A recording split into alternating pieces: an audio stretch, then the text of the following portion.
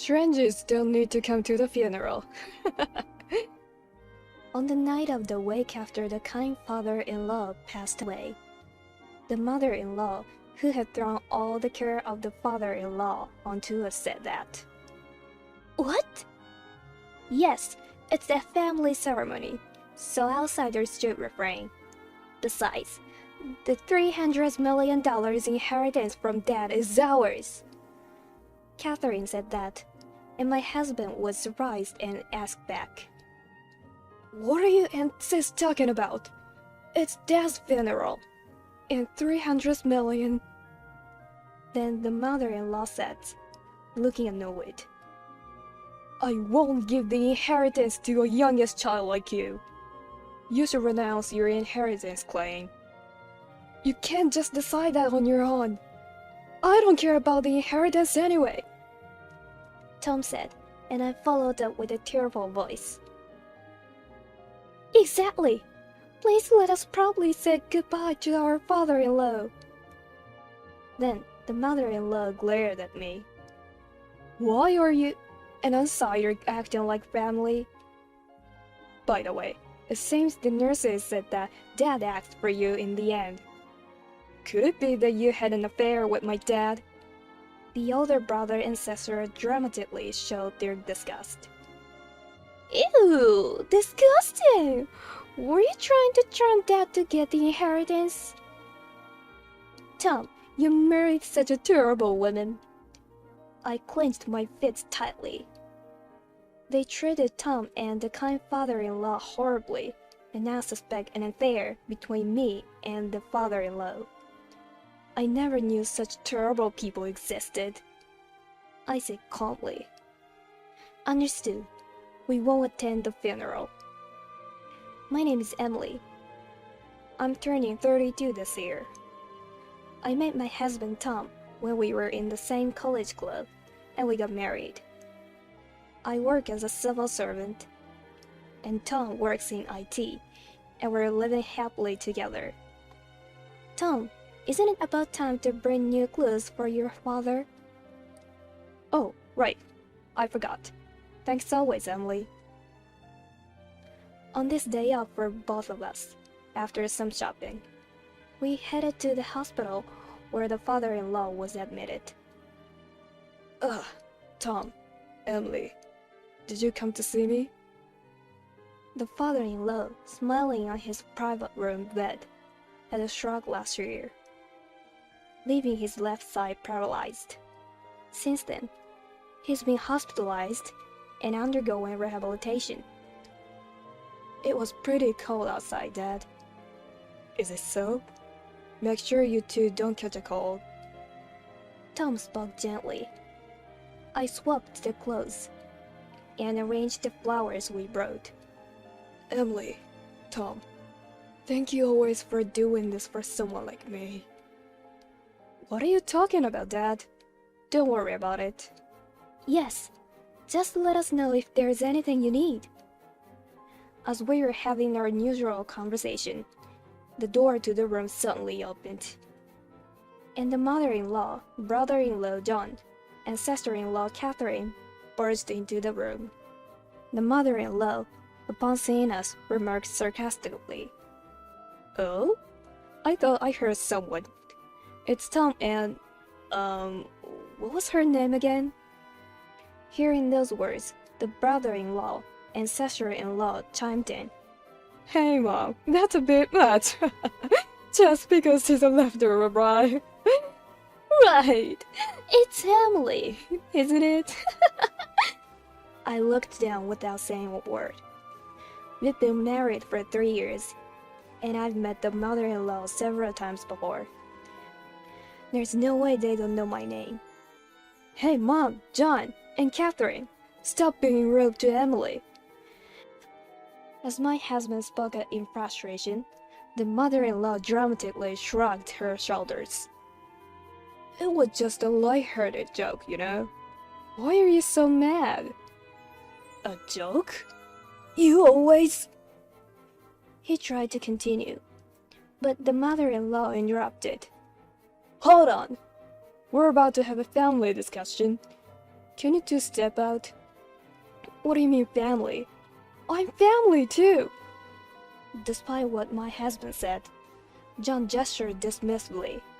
Why are you lingering around when you're not wanted? Just get out. The sister-in-law Catherine chimed in with a smirk. Exactly. This conversation doesn't involve outsiders like you. My husband's face showed his pain as he said to me, Let's go. I bowed to my distressed father-in-law and left the hospital room with my husband. On the way home, my husband apologized to me. Emily, I'm so sorry for how my family always acts. I gently nodded in response to my husband's words. No, the one truly hurt by all of this is you. At my words, my husband gave a weak smile. He was born the youngest of 3 siblings. The mother-in-law had always doted on the older brother and sister, largely neglecting my husband. From what he had told me, she never once attended his school events or sports days when he was a child, while the older siblings, John and Catherine, always received brand new and expensive items. Tom was given hand-me-downs that were worn out, whether they were clothes or toys. From a young age, Tom realized that bleeding was pointless, so he gave up. Despite their poor academic performance, John and Catherine were sent to private colleges, while Tom, who was supposed to have had good grades, was told by his mother, After middle school, get a job. I won't provide for your education. Left with no choice, Tom attended a public high school and a reasonably priced national university, with the help of scholarships, and later secured a job at his current company.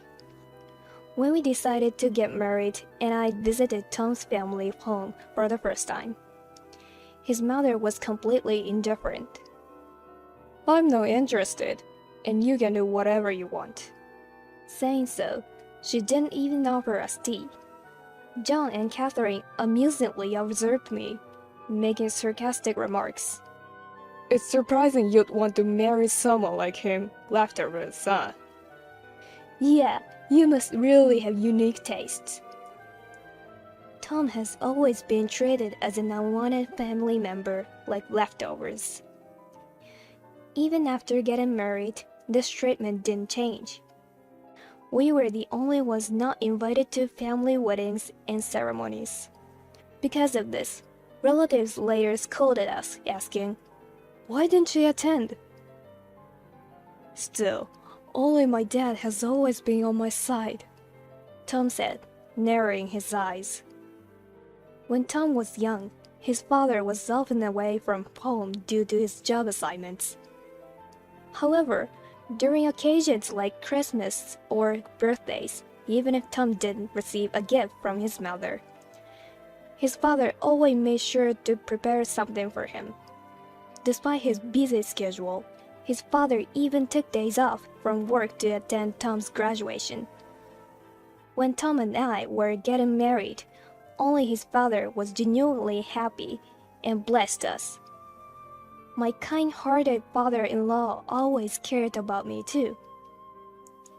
However, even such a father-in-law is rudely referred to as a convenient ATM by the family, especially his wife. That's why, since he fell ill, we've been the ones taking care of his daily needs and nursing him. Tom, I promise to cherish both you and your father. Upon hearing this, Tom, holding my hand, said, You've truly been through a lot for us.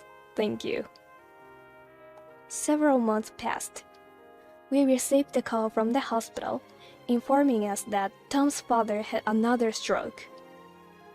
By the time we arrived, it was too late, and his father had passed away. Dad! Dad! I wish I had shown you more gratitude and love. Seeing his father's peaceful face in eternal rest, Tom broke down and cried out loud. I too shed tears, recalling the kind words and smiles of my father-in-law. While Tom's mother, brother, and sister were also present, they didn't seem particularly saddened. In fact, they oddly appeared to be in good spirits. It's a hassle, so arrange the funeral for me. Saying so, Tom's mother handed a funeral brochure to Tom and quickly returned home. We were in shock, but we knew we had to give Tom's father a proper send-off. We immediately contacted the funeral home and arranged the wake and funeral. A few days later, after the wake was conducted and the visitors had left, I approached Tom's mother, who was dressed in mourning clothes, about the arrangements for tomorrow's funeral. Oh, don't worry about the arrangements. Just ask the funeral director. And then, what she said next was utterly shocking. You outsiders don't need to come to the funeral. What? Huh? Tom and I both exclaimed in disbelief at the same time. Then, the brother-in-law next to the mother-in-law started to speak, grinning mischievously. Thanks for the care up till now, but your role's over, so don't come to the funeral, alright? What do you mean? As I was flustered, the mother-in-law continued. Exactly what I said. It's a family funeral, so outsiders should refrain from attending. And the inheritance of $300 million is ours. My husband, shocked, responded. Bro, sis, what are you saying? It's Dad's funeral. And 300 million? The mother-in-law then said, seemingly annoyed. Your father was wealthy from the start and was into stocks, so he left a large inheritance. But I won't give any of it to the youngest like you.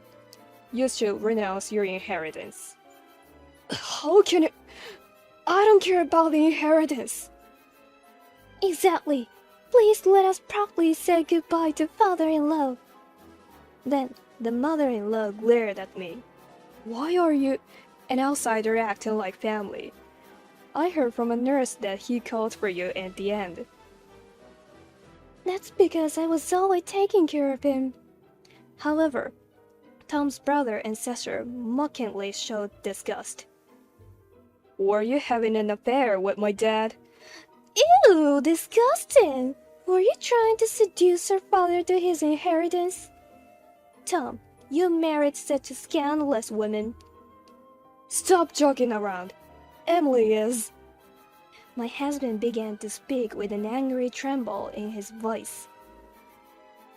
But the mother-in-law quickly interrupted him. A woman who would have an affair with her father-in-law and a good-for-nothing. Youngest son like you aren't family. Stay away from us forever. I clenched my fists tightly. To mistreat my kind husband and father-in-law, and then to suspect me of having an affair with him. I couldn't believe such horrible people existed. Just as I was about to shout in anger, my husband raised his voice. Enough! How dare you say such things about Emily, who took care of Dad with all her heart? It's okay, Tom. I held my husband back and spoke in a calm tone. We understand your feelings. We won't attend the funeral. My husband continued, his voice shaking. Yes, after being ridiculed this much, I can't think of you all as family anymore. We'll pay our respects at Dad's grave. And so, my husband and I paid our final respect to the father-in-law and left the place. 2 days later, I had received numerous calls on my cell phone from the mother-in-law. When I told my husband, he mentioned he was getting the same calls. There is no need to answer. Let's just ignore it. My husband said that, so I didn't answer any of the calls. However, the calls kept coming incessantly. A week later, Just when I was thinking of blocking the number, the mother-in-law, brother-in-law, and sister-in-law showed up at our apartment. What do you want now?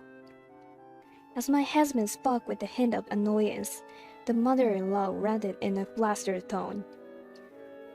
What do you mean all of your father's inheritance is yours? Then, my husband replied in a calm voice. A lawyer came to us and explained everything.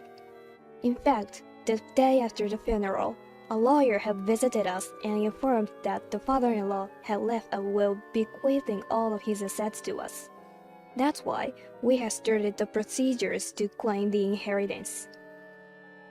You all, being family, probably assumed you'd naturally inherit something, right? Normally, you'd at least get a mandatory share, wouldn't you? Exactly. But the lawyer said you guys are the only ones eligible for inheritance. And everything goes to Tom. My husband and I calmly addressed the fuming mother-in-law. Of course, the father-in-law had requested a lawyer to disinherit you, all while he was still alive. If you're disinherited, you won't even get the mandatory portion. Then the brother-in-law angrily lunged at my husband, spitting as he spoke. That's it! I can't accept this disinheritance thing! Then my husband responded with an angry tone. John, didn't you used to say useless things to our father who was in need of care, like how he should be done away with quickly? Our father documented everything while he was alive. Moreover, while our father could move, didn't you misuse his bank deposits for your own sake? Isn't that a clear reason for disinheritance? How do you two even know about that? Our father-in-law left a letter with the lawyer for us. Everything was written in there. I also spoke up with a determined attitude. Then the sister-in-law yelled out, "I need money too! It's ridiculous for you two to take everything!" Yet my husband glared at her. Catherine, don't you have a habit of getting into debt? On the day when you told us to leave the loom to discuss family matters, didn't you force Dad to give you money to repay your debts? Putting debts onto someone else is also a reason for disinheritance, isn't it? As my husband and I spoke, the sister-in-law was left speechless. Then the mother-in-law, losing her patience, screamed with a flushed face. How dare you, the youngest and the outsider, act so arrogantly? Enough of this! My husband sighed deeply before speaking. The one who did the worst is you, isn't it, Mom? While Dad was working away from home, you had an affair for years, didn't you? What are you? Both the brother-in-law and sister-in-law, who seemingly were unaware of this, stared at the mother-in-law in disbelief. I once again spoke calmly. Our father-in-law collected evidence and arranged for it to be delivered to us and the lawyer. My husband continued speaking, looking at the mother-in-law with disdain. Even if a spouse has had an affair for many years, they can be disinherited. Didn't you know? You suspected an affair between me and our father-in-law, probably because you yourself were having an affair, right? As we spoke, the color drained from the mother-in-law's face, turning it pale blue. All three of you have done terrible things to our father. It's too late to change anything now. Speaking sternly, my husband was interrupted when the brother-in-law suddenly prostrated himself, begging desperately. Tom, I'm begging you, share the inheritance. I need money because my business failed. The sister-in-law, her face messy with tears and snot, clung to my husband's arm, following her brother's lead. I apologize for everything. If my debt is discovered, I'll get divorced. My husband looked down at them, speaking coldly. We will never forget what you've done to us. We will never forgive you. The mother-in-law stomped her feet and screamed in frustration. How are we supposed to live from now on? We're family, right? Help us! My husband and I exchanged glances and spoke almost in unison. Family, you say? Who was it that said outsiders shouldn't come to the funeral? There's no way we're helping you. Figure it out on your own. As my husband spoke, we shut them out, but the three of them kept shouting from outside. However, when the property manager, alerted by the commotion, came over, the three of them sheepishly left. After they left and everything became quiet, my husband let out a deep sigh. As I went to comfort him, he silently gripped my hand. Shortly after, we received all of our father-in-law's inheritance and moved to ensure we wouldn't be ambushed again. We also added a lock to our family's register. I heard this from relatives, but it seems that after that incident, the brother-in-law begged family members to lend him money. When he was refused, he apparently borrowed from loan sharks. He's now reportedly being chased by some very unsavory individuals. The sister-in-law's husband found out about her debt habits and divorced her. Now, she's working in a nightclub and trying to repay her debts. The mother-in-law, it seems, was abandoned by her lover, who was apparently only interested in her for money. She aged considerably since then. The three of them now living in a rundown, 6-mat apartment, struggling to fend off hunger. But their situation is no longer our concern. On the other hand, a lovely baby boy was born to us. Now free from all troubles, my husband dotes on our son, embodying the role of a loving father. We hope to continue living happily, pouring the kindness our father-in-law showed us into our son.